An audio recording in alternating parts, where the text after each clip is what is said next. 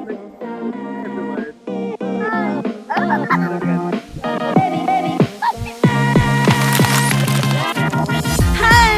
Hi! Welcome to Picnic Basket. Pag-usapan muna natin kung bakit natin isipan gumawa ng podcast na to. Podcast to, hindi siya vlog. Hindi siya vlog. So, sobrang random nito. Ngayon, nasa ano tayo? Ayala Triangle. Gardens. O, di ba random? On a weekend. Nasa... Early morning. Oo. Maaga kaming gumising. For you guys. Ah, Okay. So, mag-intro ka naman. Sino ka? Anong ginagawa mo sa buhay? Ako si Miguel, dietitian. Bukod sa pagiging dietitian, mahilig akong mag-drawing, mag-chismis. Chismis. I love chismis. Manood. Ayan. Manood ng... Vlogs. Tsaka Working syempre, mga random na side quest. Oh, Di ba? yeah, Madalas yeah. kayong Side magkasama quest. sa side quest. Okay. So, ikaw, kwento mo naman sarili mo. Interesting. So, ako si Macy. Wala, hindi niyo ako kilala, pero siguro, for some reason, baka narinig niyo na yung Macy the Dietitian. So, isa akong nutritionist, gaya ni Juan, ni Migs. Lifestyle dietitian, so more on the lifestyle nutrition naman ang focus ko. Pero outside being a dietitian, gaya ng sinabi niya, mahilig ako side quest. Mga side quest na hindi ginagawa ng dietitian. Mga random. And, Pero kadalasan, aligned pa din eh, no? ina-align namin, di ba? Ang galing. Na-align namin yung side quest namin for being a dietitian. And then, ano pa bang ginagawa ko sa buhay? I'm a frustrated Journaling. artist. Journaling. Pareho pala tayo, no? A frustrated artist.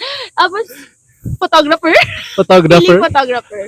So, di ba, ang random. Kaya nag-podcast kami. Pero, ano ba yung pinaka-goal natin? Ba't tayo nag-podcast? Ang reason natin, no, kung bakit tayo nag-podcast, para may connect yung nutrition sa mga tao in a more relatable way. Na parang tropa lang. Kasi, ang daming lumilitaw ngayon na mga information about nutrition Online, na yes. sobrang technical, tapos sobrang mainstream, tsaka sobrang sensationalized na parang ang daling paniwalaan. Dito tayo, at bilang dietitian, naging influencer na rin kami. O, di ba? Joke lang. Influencer. Kine-claim lang namin. We're trying to influence you guys sa kung ano yung pwede mong gawin with nutrition. Not really para mag-preach kami na mag-diet ka, kumain ka, but more on how to connect with the regular people, like you, like us, regular lang tayong tao. Gusto namin na matuto tayo about nutrition altogether. And tama yun, sensationalized. Sensationalized! Kasi marami din talagang mga tao na napapanood yung mga random information. Tapos parang sobrang hirap na. Na parang ano ba talaga sundin, ito o ito. Tapos dumadami na rin. Ngayon kasi parang since after pandemic, nag-boom yung talaga yung fitness. Tsaka health yung and health. wellness. So, personally, di ba, you would get an opinion or sasabihin sa'yo na yung feedback, sabi ni ganito ganyan, pero sabi mo ganyan. So, parang contradicting sometimes na nahihirapan na tayong maniwala. Even us, kung may sinabi yung kapwa mo nutritionist or yung doktor, iba din sa paniniwala mo yung sinabi, di ba? So, we want na maano natin ma-bottom down. Tsaka may mga clients din tayo minsan na di ba, na kay questioning ko, iba yung sabi ng ganito Medyo challenging yon kasi may established idea na sila na contradicting naman doon sa talagang sound science evidence. Sound science evidence. So, di ba, guys? Yun yung purpose nung vlog na to. Podcast! Podcast nga siya. Podcast, Ito yung purpose ng podcast na to. Since para medyo mas maging personal, pag-usapan natin yung about our lifestyle mismo. Yes, actually, maganda yun. Siyempre, gusto nyong malaman kung nagda-diet ba ang mga dietitian, diba? You go first. Ako, what do you do? Ako kasi ngayon, more on active din talaga ako sa aking lifestyle. No? So, I go to gym around, I try at least 4 to 5 times a week. Wow, diba? 4 to 5 times. Panggap pero, lang yun. Pero ang totoo, 3. Tatlo yun. Pero actually, diba, 3 times a week, okay na siya. Okay na siya. Pero kung kaya nyo more than 3 times a week, better. Pero sa totoo lang, lalo na kung mag-start ka talaga ng fitness, mas maganda kung ilan lang yung kaya mo. You don't have to force it naman talaga. So kung kaya mo 1 times a week, that's better than nothing in a at week. all, diba? So yun, going back, I try at least 3 to 5 times. Diba? Minove ko na. 3 to 5 times, a week. adjusted na siya. Siyempre, importante yung rest. So, I don't maximize yung 7 days. So, ayun. With that, nagda-diet ako in a sense na siguro, hindi kasi mahilig magsukat. Tsaka, yun kasi, Same. yun yung, Hindi ako nagsusukat. yun yung madalas misconception sa mga dietitian na sukat, Or timbang. Ako kasi, kung ano yung available, sasandok ako ng kanin, tapos nun, tinatry ko lang na enough na maging full ako. Tapos, mindful ako talaga sa kinakain ko. Mamaya pag-usapan natin kung ano yung meaning ng mindful. Lagi ko yung binabanggit and lagi yan nababanggit kahit ng sinong dietitian. Ikaw? Ako personally, medyo slightly sedentary ako ngayon. So, I used to go to the gym. Pero, nasa slump ako ngayon. So, ang pinaka-physical activity ko na is treadmill sa bahay. Pero nakapag-yoga ka, di ba? Nakapag-yoga, pilates, as a side quest, di ba? So, yung mga ganong type of side quest, inisip ko na siya as physical activity. Doing chores. Kasi I'm at home, so yung mga linis-linis, pwede na yan. Pero sa diet, bago nag-start yung podcast kanina, I was telling Miguel na merong nagtanong, ano ba yung diet ko? So ako, free-spirited person ako, same ako with him. I don't measure, hindi ako nagsusukat. Bakit tayo magsusukat? Diba? Bakit tayo magsusukat? Pero nothing against sa mga nagsusukat dahil may mga type A person talaga and sobrang hangal talaga sa mga ganun so, tao. depende talaga. So, halimbawa ako, or siguro kami to as a dietitian, tansyado mo with gamay na natin kasi, gamay na namin sa years of experience mo, alam mo na kung ano yung one serving. Pero of course, if kaya mo magsukat, okay, mas better yon.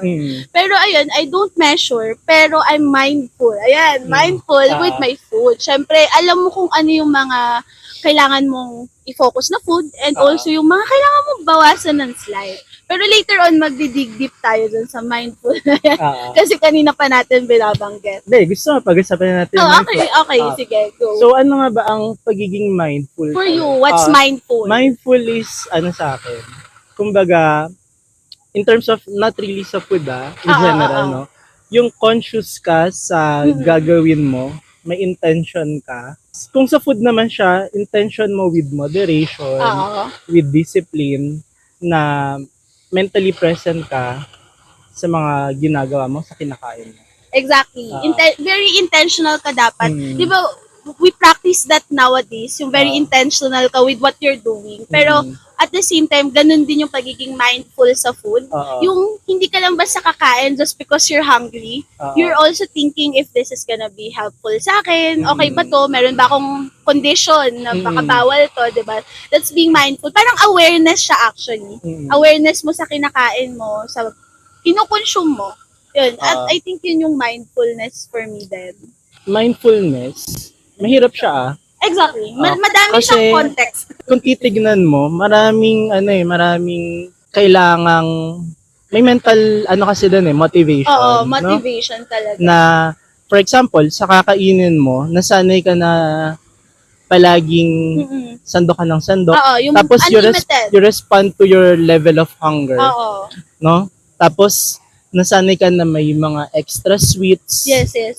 So, shifting to mindfulness na parang medyo ililay-low mo yung mga, not necessarily cutting off yung mga ganun. Very difficult yun to transition. So, yun, kumbaga it takes a lot of process to be mindful. And motivation. Sobrang laking motivation nun. Kasi I always get that from patients na parang, syempre you have the drive. Gusto mong baguhin yung regular habit mo. Kasi aware ka, mahilig ka sa sweets, or kaya naman, mahilig ka for a certain food. And aware ka na, in the long run, hindi siya maganda. So parang, it takes really a lot in you. Motivation plus, motivation plus, siguro, support. Support from your family, from your friends, from your partner, ganun. Colleagues, support from your colleagues. Kasi sila yung madalas mong even nakakasama. Community, not physical or online community. Oo, kahit online community. Maganda talaga. So, yun din yung goal din ng podcast natin, to be support din to everyone who wants lifestyle change na gusto natin mapakita na hindi siya talaga yung sobrang complicated. And you don't have to be very strict talaga to be able to eat healthy. Or hindi mo din kailangan maging preachy, no? Parang cringe. I know you guys, kapag preachy yung dietitian, parang, di ba? Magre-raise ka talaga ng eyebrows. Legit ba itong mga to? Hindi, tsaka ngayon, 'di ba, balikan natin yung mga yung fitness, 'di ba, fitness. boom siya. May observation lang din kasi ako doon na dumadami yung nagiging into healthy or conscious food choice, pero nagiging extreme naman, 'di ba? So if you're watching this for sure, into health and fitness ka. Health and fitness. Kasi interested ka dito. Ang comment ko lang siguro is masyado kasi tayong in tune sa structure, May structure sa dapat lagi. pattern, saan pa ba? Routine. Don't you think it's being performative?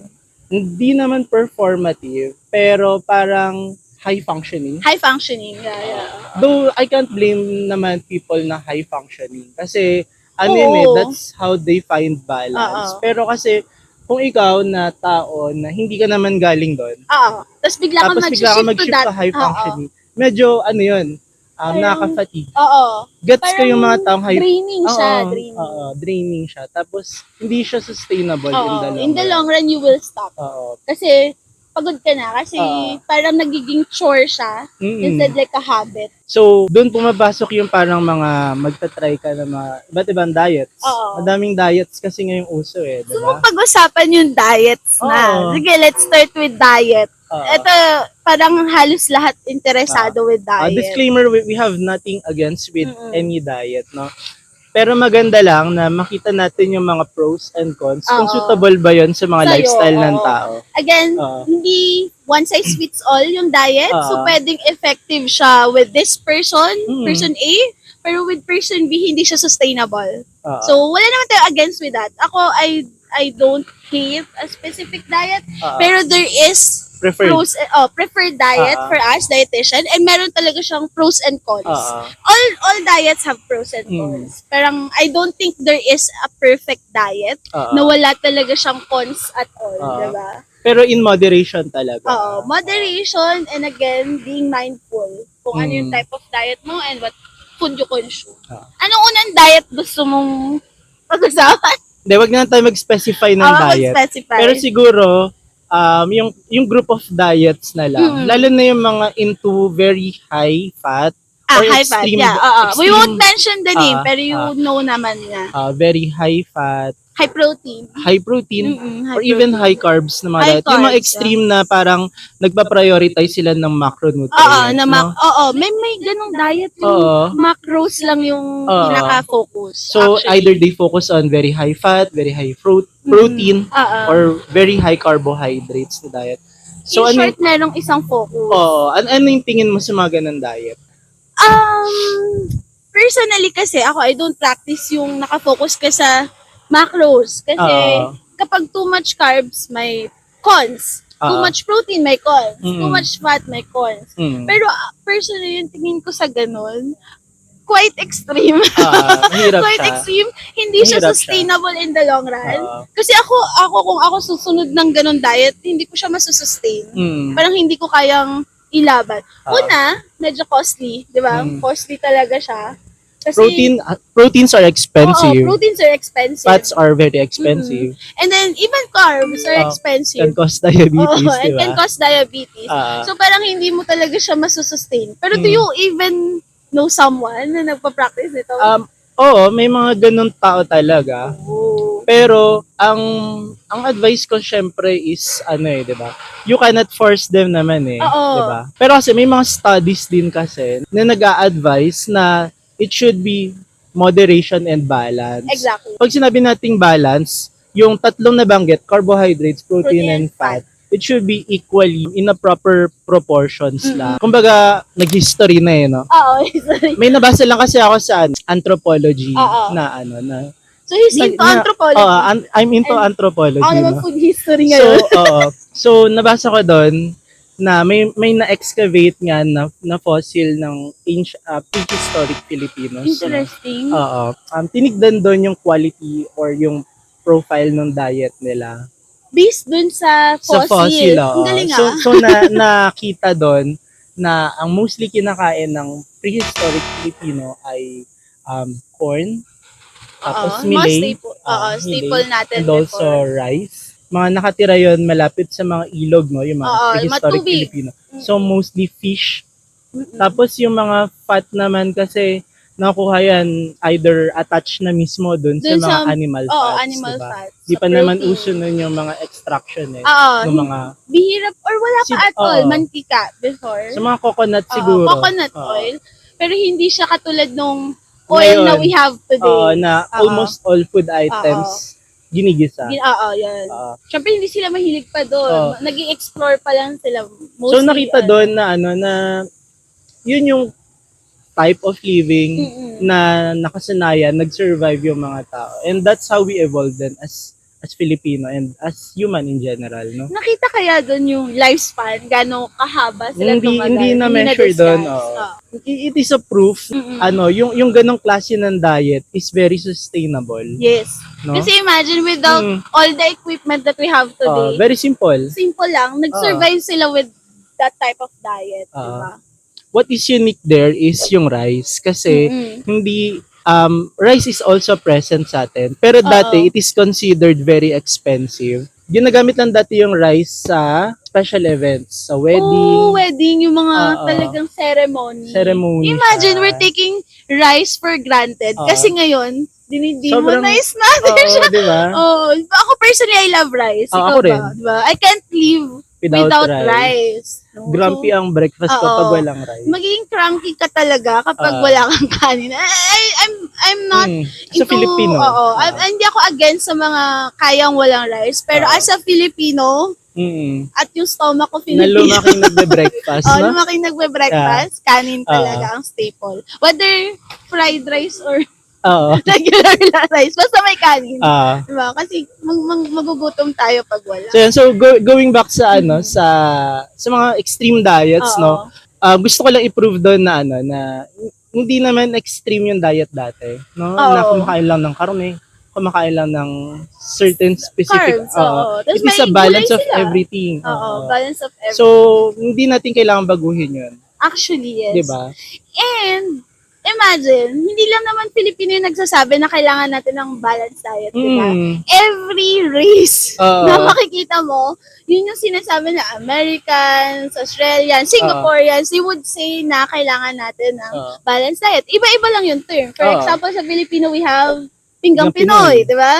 Ako, parang... Food pyramid. Food pyramid, di ba? Tapos, meron pa may My Food Plate sa US before, bago sila nag-pyramid ulit. Ano yung food model na spinning top?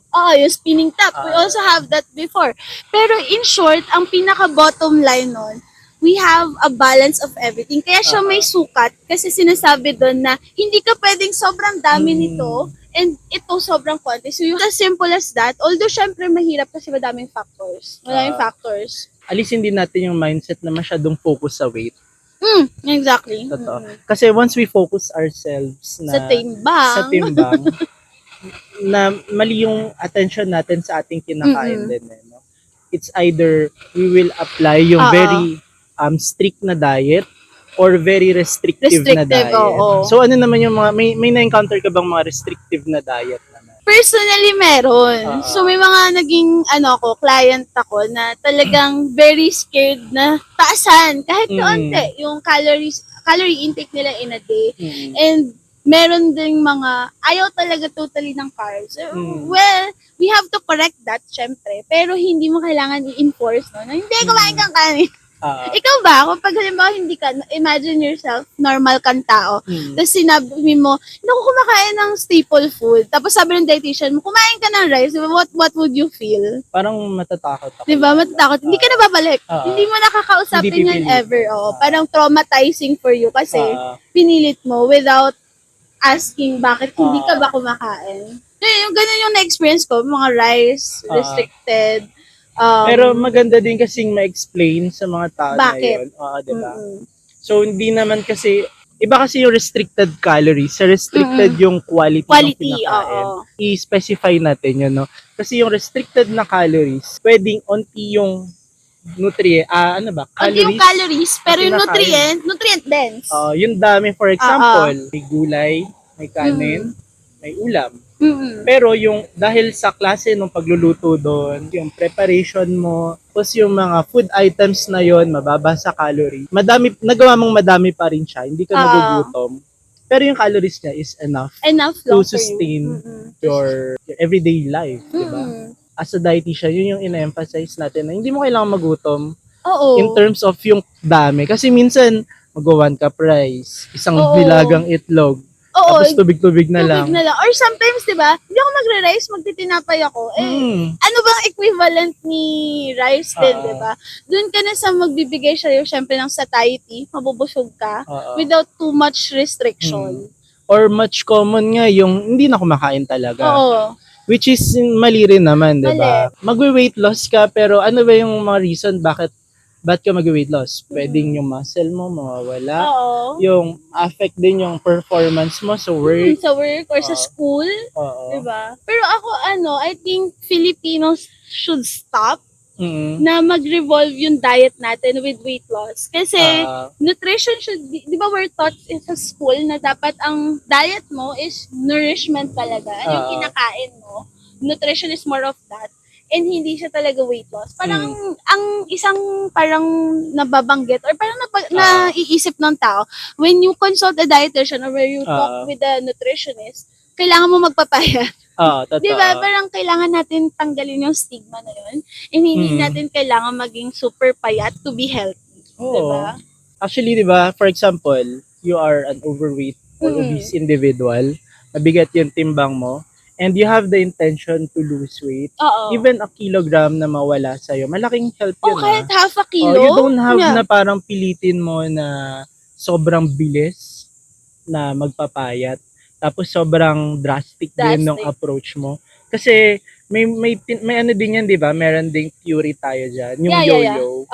Yung yo-yo effect. What is yo-yo effect for you? Yo-yo effect for you? Yo-yo effect with the concept of yo-yo na ang bilis mo pag the more na yung force na binato mo yung yo-yo, mas mabilis din siyang babalik. So ganun din yung sa timbang mo, the more na mas mabilis mong nilose yung timbang mo. Ayaw kasi ng body natin ng change talaga as much as possible.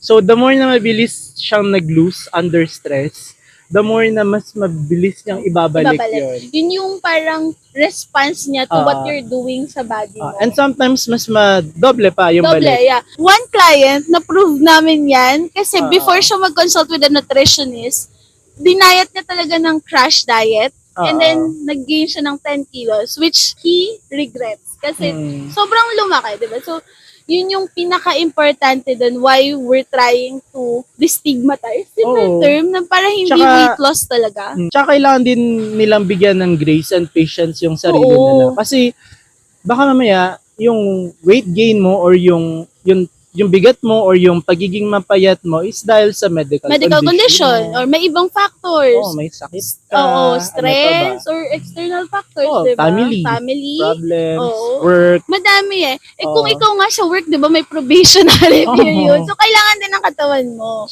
bago siya mag-lose ng weight. So, kailangan talaga na parang hindi ka rin maging too bad at yourself. Kasi doon na-develop yung mga eating disorders. Yes. Ano ba pag eating disorders? Eating disorders is a collective term for a lot of these eating problems. At madaming hindi na-diagnose. Madaming undiagnosed kasi one, hindi natin nare-realize na eating disorder na siya. And then, two, in denial tayo na we have that problem. Ano yung mga type of eating disorder? Dalawa kasi ang eating bulimia, anorexia. Pero siguro wag na natin maging specific. Yung ano lang, tingin nating borderline risky to be an eating disorder. Meron ba? May mga ganun ba? Kasi ako napansin ko. Kung emotional eater tayo, it's actually, di ba, parang a risk. A risk na. We're not telling na na emotional it is automatically an eater. eating disorder. And we want to note na para ma-diagnose ka ng eating disorder, hindi lang dahil sa signs and symptoms na sasabihin namin, but you have a proper consultation. Proper consult and proper diagnosis with the doctor, syempre. So, yung napansin ko kasi, lalo na nga ngayon na dumadami yung into fitness, sobrang dami ng taong nag-aim into perfect meal plate. Perfect as in Oo. curated. Curated, no? Curated na Meron kasing plate. merong new term na tinatawag dyan, yung orthorexia. Oh, I haven't heard that. So yung orthorexia, sinasabi doon na it is not clinically claiming na it is an eating disorder. Pero kasi yung sobrang into very detail ka na gantong grams, gantong timbang, gantong oras, gantong quality ng pagkain, ganto yung Parang grocery list borderline mo. siya. Parang ano na siya kasi sobrang restricted, Oo. structured. Parang structured Oo. na siya masyado that In you a- have a pattern. In a point na parang it will affect your life. Personally, I think, kung ikaw nag-enjoy kasi ginagawa mo na you're doing plating kasi mas nai-inspire ka to eat, that's not a problem. Pero if you think na stressful na siya or it is a chore na chore na siya na parang na responsibility. yun na yung tingin mo, yung parang burden. Burden na na siya. siya. That's not healthy. Pero kung part siya ng in-enjoy mo, everyday life na kaya na gagawin ko to kasi mas gagana na kumain parang dahil nare-romanticize ko yung pagkain ko. Mas enjoyable siya for me. That's good. That's good. So, hindi siya That's parang, the difference, yun no? yung difference. Kailangan na-enjoy mo. Anything that you do, kahit physical activity pa yan, if it's a chore for you, and hindi ka nag-enjoy, hindi ka masaya. For example, Diba? pag nag-gym ka, you're aiming na parang, or kaya nagagawa mo nga 5 times a week, pero yung 5 times a week na yon parang ano na siya, responsibility na parang, pagod na yung katawan mo. I'm just doing this, halimbawa, kasi I want to post it. I do physical activity or I do workout. Pero if you're doing it for yourself kasi it makes me happy that I'm working out, okay siya. Diba? Siguro yun nga yung clear definition na, no? Yung meaning sa'yo nung ginagawa mo. It has to have a purpose for you. And same as dun din sa mga weight loss or sa mga Ganun din weight sa loss food. eating disorder, di ba? So kung nagda-diet ka para hindi dahil sa pumayat ka, kundi dahil meron kang self-hate, or parang negative image yung tingin mo sa sarili mo, or dahil you want people to see you as this type of person, yun, it's unhealthy. Totoo. And sometimes hindi natin na-recognize yan. Di ba? Sometimes hindi mo marirealize na, this is too much pala. Dito nga lang mahirap mag-fall yung culture ng Filipino kasi 'di ba mahilig tayo magpuna.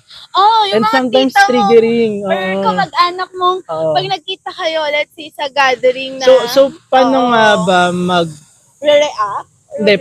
Hindi ikaw as a person na for example, you're noticing something to an individual na parang is it okay ba na mag-give comment sa ganon sa kanyang body type, sa kanyang Ito very intriguing. Ako personally, if hindi naman niya tinatanong yung opinion mo, don't give out. Kahit nutritionist ka pa, kahit dietitian ka pa, kahit doctor ka pa, if hindi tinatanong ng isang tao na yun yung opinion mo, hindi siya nag-seek ng help from you, I think it's not proper na mag-comment ka. Lalo na kung sa social gathering. Yung maraming makakarinig. You're catching up diba? Tapos bigla mo rin, tumaba ka. Pero, triggering pa yun triggering siya. Pero hindi may iwasan, di ba? Kasi, hindi mo makokontrol yung mga intrimitida mong relatives, di ba? For example, relatives, ganun na yung bibig, yung tabas ng bibig nila. So, how nila. would you protect yourself naman? Eto, how would you protect yourself? I got this from a friend na dietitian din yesterday. So, bagong-bago. Sabi niya, siya naman, ina-apply niya ito with work and outside work. Na kahit anong sabihin ninyo, papasok yan dito, lalabas yan dito, and wala na siyang pake. Kasi hindi ko iti-take personally yon. Sabi niya, baka kasi iisipin ko na lang, halimbawa rude. Sabi niya, taba mo naman, ganun. Sabi niya, iisipin ko na lang, baka he or she is having a bad day, kaya niya nasabi yun. It's nothing against me, so hindi ko siya iisipin. And sabi niya, kapag ganun ka na buhay, peaceful ang buhay. So parang naging mantra mo na mantra ko na rin. Parang naging inadopt lesson mo na. siya sa akin. Gagawin ko siya starting today. Ako naman siguro, personally, I give the person a benefit of the doubt. Kasi wala tayong magagawa doon sa mindset ng ganun tao. na yung mindset niya eh. So, you have to reframe those words na magiging beneficial sa'yo. Lalo na kung ikaw yung tao na sensitive ka talaga sa ganun. Pero don't make it a hate. Oo. Kasi pag pinorm mo siya as a motivation, coming from hate. So, parang hindi Oo. rin siya healthy. Gets naman di ba, na Oo. na mayroon parang insecure. Lahat naman ng tao may Oo. insecurities. Pero siguro ang parang advice na lang kung makaka-receive tayo ng mga ganon is to take it lightly. Lightly, Kasi oo. they don't know naman talaga Oo. And ano isipin mo, Oo.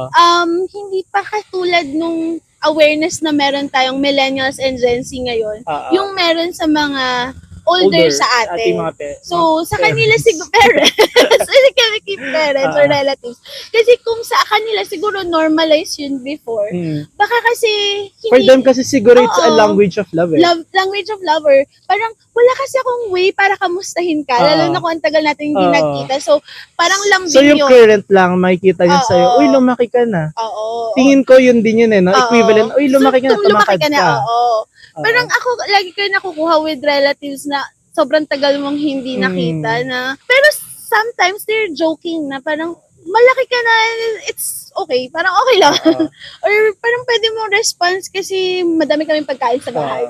Or masarap yung kinakain ko lagi. Tsaka pwede mo namang i-divert yung conversation into Oo. something lighter. Like, oh tita, kamusta ka na? Tingin ng mana. May lupa. So, hindi mo kailangan siya, in short, hindi mo kailangan don't take it personally. Oo. And gaya nga nasabi ng friend ko, baka naman may pinagdadaanan lang siya kaya niya na-vent out sa'yo. Pero hindi niya intention talaga na i-offend ka. Baka ganun. Pero kung ikaw ay tita, na nakikinig ngayon.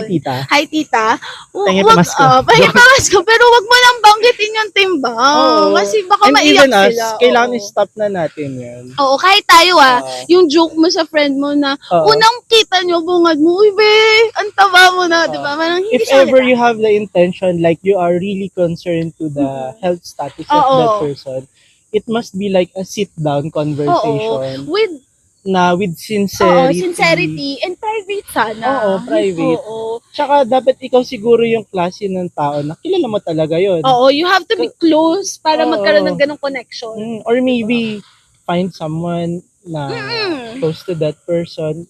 For example, there's a colleague na nag-worry. Talagang out of ill intent naman uy, pumapayat siya, ganyan. So, pwedeng i-reach out mo yung talagang closest friends niya or para family, gano'n, na close niya talaga. Or parang safe space na kumbaga kung kinausap kita about your medical condition or your weight is hindi ko dadamdamin kasi I know your concern lang, gano'n. At saka, yun pala, you don't have to directly to initially ask for their weight or to their body. Pwede mo naman kamustahin mo, uy, kamusta na? How are you going through? Kamusta? Baka kasi may pinagdadaanan conversations talaga. light. Or you don't have to necessarily suggest na mag-diet ka naman. Maraming way. Gusto mo sumama sa akin mag-jogging, di ba? Uy, try natin mag-pilates for side quest, gano'n. O kaya, yun nga, not focusing on the weight, but to enjoyment, di ba? Kasi in that way, hindi mo lang natulungan yung friend mo or yung relative mo or cousin mo. Natulungan mo yung sarili mo kasi sinama mo siya. Diba? Tsaka that is community building. Community building. Very important with dieting is you have a support group. Diba? And that is the support that each one of us needed talaga. So, hindi siya, di ba? Hindi naman sobrang technical. It's very human lang. Human interaction talaga. You're reaching out. To be a person na without ill intention, no? So, pero, nakakatawa nga ngayon, yung mga walk, ano ba yun? Walk club, run club. Ano ba? May mga swim club pa ako nakikita. Marami. Anong muntik na club dati na ma-join natin? Club. Anong muntik na club? I-share mo kung ano yung muntik na natin club na ma-join. Recently, last month, Last month na gano'n kami, Dragon Boat. Hello, kung yung makasama na sa Dragon Boat. Hindi na kami bumalik after 2 sessions. Sorry, napagod kami. Pero yun, with Dragon Boat, ang ganda, ang saya. Akala ko before, it's more on sagwan-sagwan, nagpo-boat lang tayo, ganun. Pero, it's more of workout. Hindi lang siya upper body. It's full body. And alam mo, kung may oras lang talaga ako, tsaka sobrang dedication. Sa Dragon Boat, siguro tuloy-tuloy ko talaga siya. Actually, same. Kung meron kasi akong time. Yung training, karoon natin. Kasi, imagine, parang 4 times a week sila nag-training. So, personally, alam namin wala kaming ganung dedication to do that right now. Wala kaming capacity for that. Pero kung kaya, imagine retired person ako, magda-dragon boat ako, diba? Dragon boat. Oo. Actually, maganda siyang balikan. Masaya siya. In the near future. I also tried Pilates. Kamusta naman? I was so curious lang sa Pilates kasi yung cute naman ng outfit nila. Outfit talaga. Cute niya talaga. Cute si cutie. Bawal ba doon nakasandal Pwede.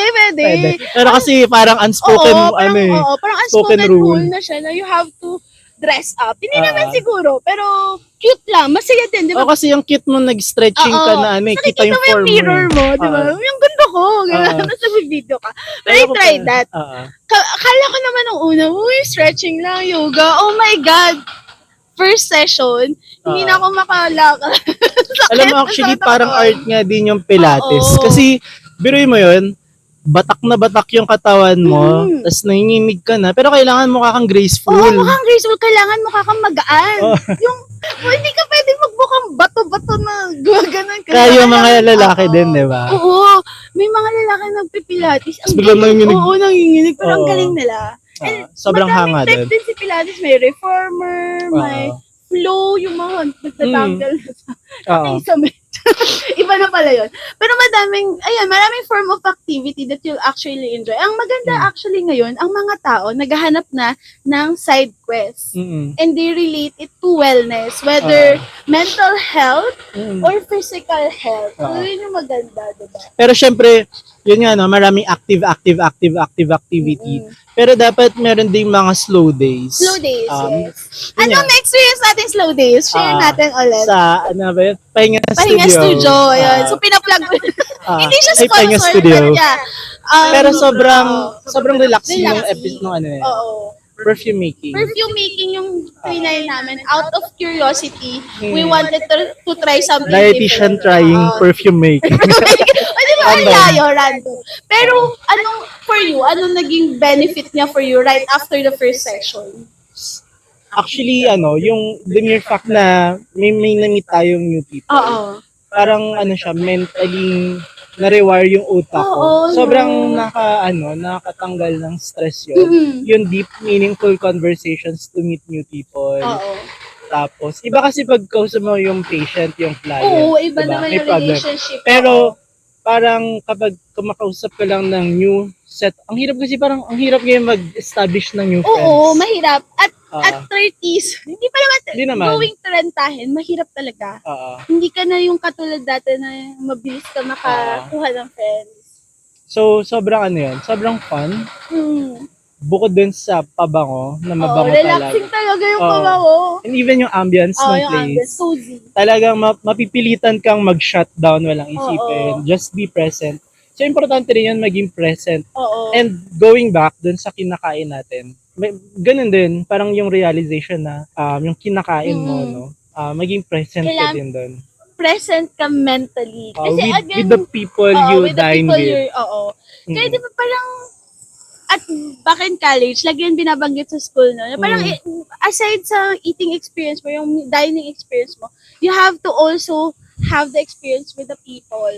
Sino ba yung kasama mo habang kumakain? And even growing up, di ba, gano'n? Parang dun mo na build talaga yung eating habits mo, eating pattern mo, gano'n. Yung relationship. Relationship with the people din. So, again, back to the sense of community. So, kailangan talaga sa support group. May magandang program ang government, di ba? Yung, ano ba yun? Yung hapag-kainan. Yung parang kainang Pilipino something. Yung parang may one special day na magkakasama kayo. Na mandatory half day. Tapos, yung mga government employees, sabay-sabay kayong kumain. Alam mo, sobrang parang we take things for granted. Pero as a dietitian, sobrang binavalue ko yun. Kasi doon pa lang, sabay-sabay kumain. Ewan ko ngayon kasi lumaki kami sabay-sabay kumain. Same. Pero tingin ko nagbabago yung yung lifestyle na. Oo. No? Yung family dynamics. Yung dynamics ng family ninyo and yung bilis. Hindi kayo pare-pareho na ng bilis ng activity. Pwedeng tumatanda, kanya-kanya na, no? Or sometimes marami ng busy outside the house. Kaya talagang yung movement, parang mafe-feel mo ang bilis or ang bagal for some people. Pero ako din, katulad nyo, importante sa amin yung parang magkakasama kayo Ah. kumain. And if you're a parent, no, Mm-mm. importante yun, na i-cultivate yun. Kasi yun yung foundation ng healthy relationship Yes, with food eh. with food. Yeah. Ah, Kaya din siguro for some adults, merong problem with the relationship with food kasi sometimes hindi din naman natin alam ano yung naging relationship niya with the family, paano ba sila kumakain together before yun. actually, di ba we have a friend niya na Mm-mm. alam natin hindi siya kumakain ng gulay dati. Yeah. Oo. Parang Tapos kasama puro ko yung hotdog, friend na yun. Parang lagi siyang hotdog. Oo. Kung sino ka man, hello. Hello. Lagi siyang hotdog Nanonood daw ng yun. college. Oo, hotdog, chicken, yun lang. Chicken. Pero mas majority ng diet niya is hotdog and rice. Pero nung naging parent na siya, Oo. Ang reason niya doon is gusto niyang matuto yung anak niya kumain ng maayos. So, di ba, so it's very important siya. So, even though akala mo hindi mo na kaya ma-change yung food mo because of a relationship with your son, your daughter, or yung partner mo, your family mo, willing ka mag-change pa din. I think that's good. Kasi, di ba? So, yun yung parang parang very core talaga ng nutrition, ng diet natin, no? Oo. ano yung parang tingin mong pinaka-message nitong natin? Nung ngayon? podcast, oo.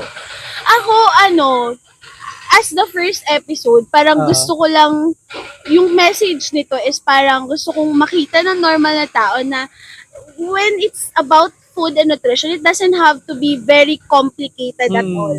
You just have to go back to your roots. The basics. The basics. Ano ba yung purpose? Bakit ka nagda-diet? What's the purpose why you have to do physical activity? And ano ba yung mga enjoyable moments with food? You enjoy eating kasi you're with your family, your friends. O kaya it's a form of relaxation for me. Ganun. Parang yun yung gusto kong parang very back to basics. Yun. Same din naman, no? So, it all comes to the intention. Intention. With good intention talaga. And Yes. self-love. No? Self-love. Oo. Kasi, if you will start your fitness or lifestyle change with self-hate or deprivation, Yes. mag-fail talaga siya na mag-fail. Oo. Tapos, wala ka pang patience sa sarili mo. If wala talagang happiness, no? Kahit kaunting happiness sa ginagawa mo, it won't really succeed.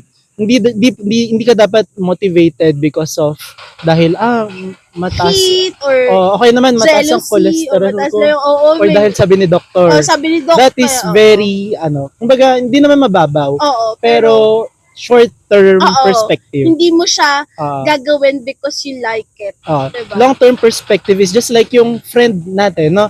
Na she wants to become a role model. Role model para sa son niya. Ako naman, diba? perspective ko is I want to be healthy. I simple want as to live that. long. Ganon. I want to live I want to live long. I want my body to move as freely na Diba? and with this kind of weight and this kind of body type, mas na-enjoy ko siya. Yes.